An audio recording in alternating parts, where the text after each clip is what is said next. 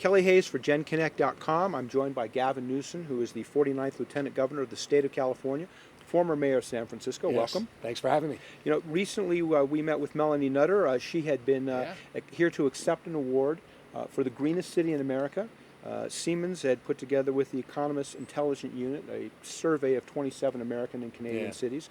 City of San Francisco was in the top 10, I believe, in each of the categories. Proud of that. A lot of that came during the time that you were there. We were very proud. I mean, we put together a local global climate action plan right when we pulled away from Kyoto. And remember, it was Democrats, not just Republicans, that walked away from Kyoto when President Clinton was in office and sent Al Gore to negotiate the finer points of Kyoto in Japan. He came back, and in a vote of 98-0, the Senate rejected the principles of Kyoto, Democrats and Republicans. It wasn't that many years ago where people didn't think you can grow your economy and reduce your greenhouse gas emissions. Cities stepped into that void, large and small. San Francisco was one of them. Our mandate was to roll back greenhouse gas emissions 20% below 1990 levels by 2012. We actually reached Kyoto, which was about 7% below 1990 levels in '08. Fancy numbers.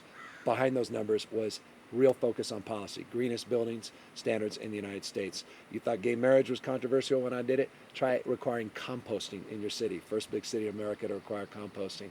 100% of our public transit runs on alternative fuels. We're at 80% of our taxi cabs now running on alternative fuels. We're going to have the first switch station in America where we're actually going to have electric taxi cabs where you're able to switch out the battery in less time than it takes to fill up a tank of gas to prove the technologies. We have the most aggressive solar programs and incentives in the country.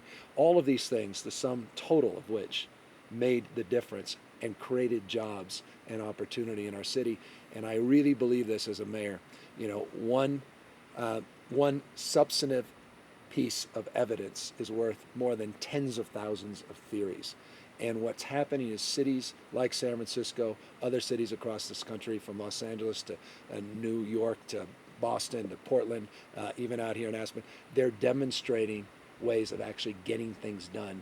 And what that does is it starts changing the discussion away from a theoretical debate about growing our economy and reducing greenhouse to actually proving that we can do things in a way that's thoughtful and smart from a jobs creation perspective. So in your new position now as Lieutenant Governor, economic development is key and jobs are key. Yeah.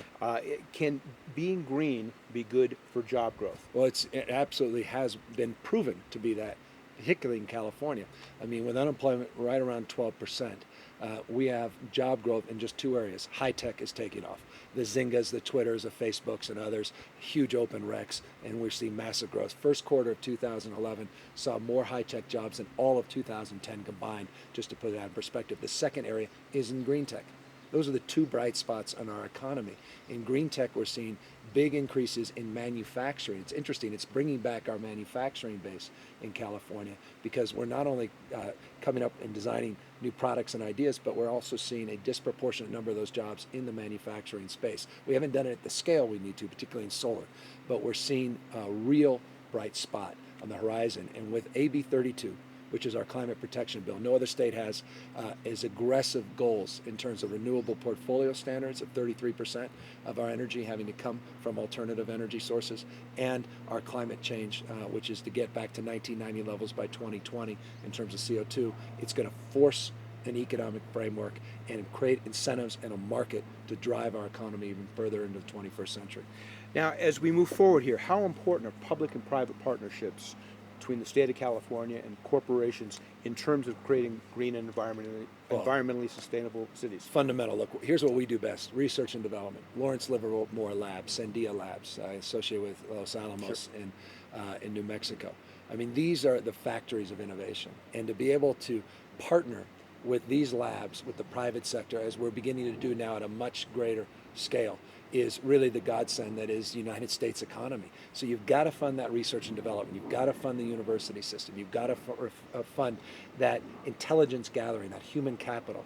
And then you can commercialize those ideas through the technology and the know-how, the private sector, and the innovative spirit that's defined certainly the best of not only California, but the best of our country. So we got to get in the business of ideas and innovation, new startups, and that's how we're going to grow this economy and be competitive against Singapore, competitive against Brazil, competitive against Taiwan and Korea, and notably China and India. Without that, we're in serious trouble. So I'm very big on public-private partnerships, but also public partnerships. Mm-hmm. Cities and counties can do a Mm-hmm. better job collaborating. Counties and states do a better job in the federal government with the states. We can't miss that opportunity to leverage resources as well. Well, Gavin, we'll look forward to seeing how the state of California proceeds in this next decade. Don't count us out, Kelly. Not yet. Kelly Hayes, Gen Connect, you can see more from Gavin there. Thank you very much. Thank you. Thanks for having me.